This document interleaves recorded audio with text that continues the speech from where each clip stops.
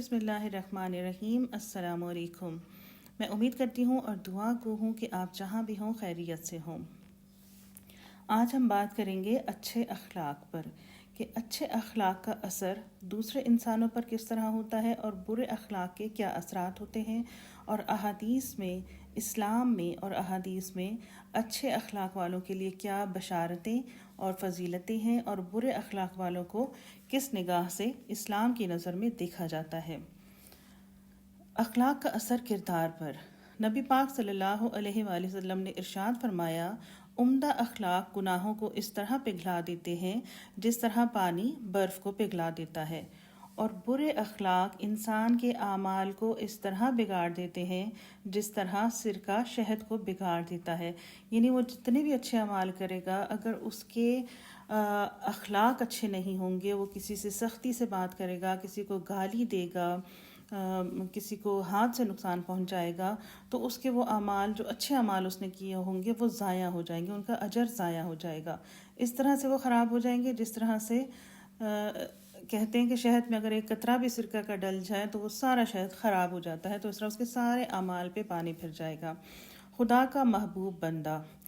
نبی کریم صلی اللہ علیہ وآلہ وسلم نے ارشاد فرمایا، خدا کو اپنے بندوں میں سب سے زیادہ عزیز وہ ہے جس کے اخلاق پاکیزہ ہیں۔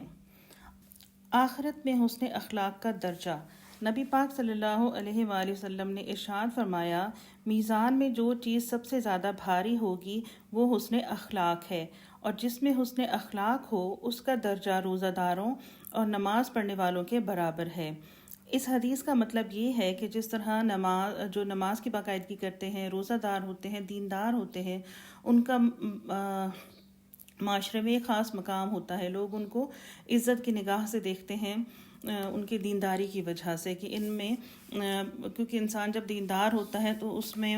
باقی بری خصلتیں بھی ختم ہو جاتی ہیں، جیسے کہ نبی پاک صلی اللہ علیہ وسلم کا ارشاد ہے کہ نماز انسان کو ہر طرح کی برائیوں سے روکتی ہے، کہ جو انسان نماز کا پابند ہوتا ہے وہ آہستہ آہستہ دوسری برائیاں بھی اس سے دور ہوتی جاتی ہیں۔ تو اس کا مطلب یہ نہیں ہوگا کہ اگر آپ نماز نہیں پڑھتے ہیں یا روزے نہیں رکھتے ہیں اور آپ کا اخلاق اچھا ہے تو آپ کو نماز چھوڑنے یا روزہ چھوڑنے کا گناہ نہیں ہوگا۔ نماز اور روزہ فرض ہے، اور سب سے پہلے آخرت میں نماز کا حساب لیا جائے گا، اور پھر نماز، روزہ، زکوٰۃ، حج، ان سب کا حساب کتاب باقاعدہ ہوگا۔ لیکن یہ ہے کہ حسن اخلاق کی وجہ سے انسان وہ درجہ پا لیتا ہے جو کہ تہجد گزار لوگوں کا ہوتا ہے، کیونکہ ان کا رتبہ اسلام کی نظر میں، اللہ کی نظر میں بہت بلند ہے۔ تو صرف اچھے اخلاق کی وجہ سے آپ کو ان لوگوں کے برابر رتبہ مل جاتا ہے، لیکن نماز، روزہ یہ اپنی جگہ پہ فرض ہیں، اور ان کو ادا کرنا، ان کو چھوڑنا کسی بھی طرح سے اس کی اجازت نہیں ہے۔ حسن اخلاق کا معیار۔ نبی پاک صلی اللہ علیہ وآلہ وسلم نے ارشاد فرمایا، نیکی حسن اخلاق ہے، اور گناہ وہ چیز ہے جو تمہارے دل میں کھٹکے، اور تم اس بات کو گوارا نہ کرو کہ لوگ اس پر مطلع ہو جائیں، کہ لوگوں کو اس کا علم ہو جائے۔ تو یہ بہت آسان سی بات ہے، جس کے دل میں بھی تھوڑا سا ایمان ہوتا ہے اس کو اندازہ ہو جاتا ہے کوئی بھی عمل کرتے وقت کہ میں جو یہ کام کر رہا ہوں یا کر رہی ہوں، یہ اگر وہ نیکی ہوگی تو اس کو دل میں اطمینان ہوگا، اور اگر وہ اس میں کچھ بھی طرح کا اللہ کی طرف سے ناراضگی ہے تو اس کے دل میں ایک کھٹکا ہو جائے گا کہ یہ میں کام، چاہے اس کے بارے میں اس کو علم ہو یا نہ ہو، دل میں اس کا کھٹکا آ جاتا ہے اللہ تعالیٰ کی طرف سے۔ اور انسان یہ بھی پسند نہیں کرتا کہ اس بات کا علم کسی انسان کو ہو تو وہ اپنی تذلیل اس میں سمجھے گا یا اپنی تحقیر سمجھے گا۔ تو جس معاملے میں انسان کے دل میں کھٹکا آ جائے تو اس کو چھوڑ دینا بہتر ہوتا ہے۔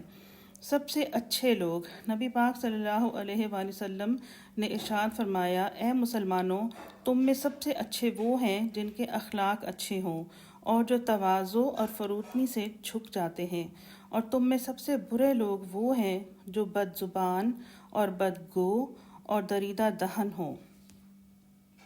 کیونکہ برے اخلاق لوگ، جن کی زبان سخت ہوتی ہے یا جو اچھا کلام نہیں کرتے، ان سے لوگ ملنا بھی پسند نہیں کرتے، ان سے بات کرنا بھی پسند نہیں کرتے۔ ان کو پتہ ہوتا ہے کہ ہم ان سے بات کریں گے تو آگے سے انہوں نے بد زبانی کرنی ہے، جھگڑا کرنا ہے، تو ایسے لوگوں سے لوگ علیحدہ ہو جاتے ہیں۔ اور اللہ تعالیٰ کی نظر میں وہ انسان بدترین ہے کہ جس کی زبان کی سختی کی وجہ سے یا بد اخلاقی کی وجہ سے لوگ اس سے ملنا جلنا چھوڑ دیں۔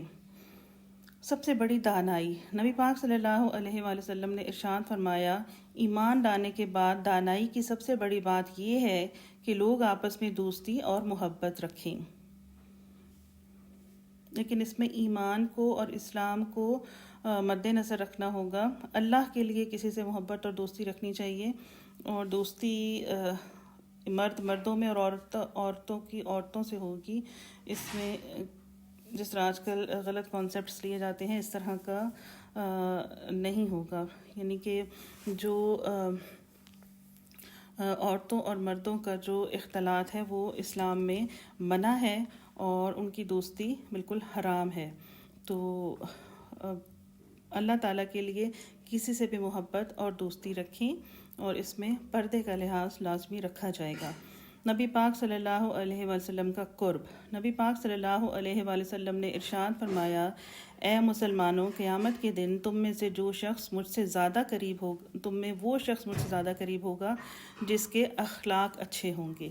ہمارے پیارے نبی حضرت محمد صلی اللہ علیہ وسلم کے اپنے اخلاق جو تھے وہ بہترین اخلاق تھے۔ ہمیشہ آپ نرمی سے بات فرمایا کرتے تھے، کبھی گھر والوں سے جھگڑا نہیں کیا تھا۔ حضور پاک صلی اللہ علیہ وسلم نے فرمایا کہ تم میں سب سے اچھا وہ ہے جو اپنے گھر والوں کے لیے سب سے اچھا ہے، اور تم سب میں اپنے گھر والوں کے حق میں سب سے زیادہ اچھا ہوں۔ نبی پاک صلی اللہ علیہ وسلم اپنی ازواج کا، اپنی بیٹیوں کا، سب کا بہت زیادہ احترام کرتے تھے، بہت پیار کرتے تھے، اور ان کے گھر کے کاموں میں ہاتھ بٹاتے تھے، کبھی ان سے سختی سے بات نہیں کرتے تھے، نرمی سے اصلاح فرماتے تھے۔ اور نرمی اور اچھے اخلاق سے اگر آپ لوگوں کو دین کی دعوت دیں گے، اسلام کی طرف بلائیں گے، بلکہ لوگ خود ہی کہ یہ مسلمان ہیں اور ان کے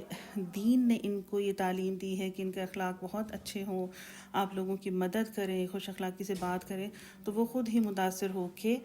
اسلام کو قبول کر لیں گے، اور جب وہ مسلمان ہو جائیں گے تو ان کے جتنے اچھے اعمال، اور ان کے مسلمان ہونے کا سبب آپ بنیں گے تو ان کے جتنے اعمال ہوں گے ان سب کا ثواب آپ کو جائے گا۔ تو لوگوں میں پیار بانٹیے، اپنا اخلاق بہترین بنائیے، کوشش کیجئے کہ اپنے اخلاق میں، باتوں میں نرمی پیدا کیجئے، نرمی سے اصلاح کیجئے اور پیار بانٹیے۔ ملتے ہیں اگلی ویڈیو میں، جب تک فی امان اللہ۔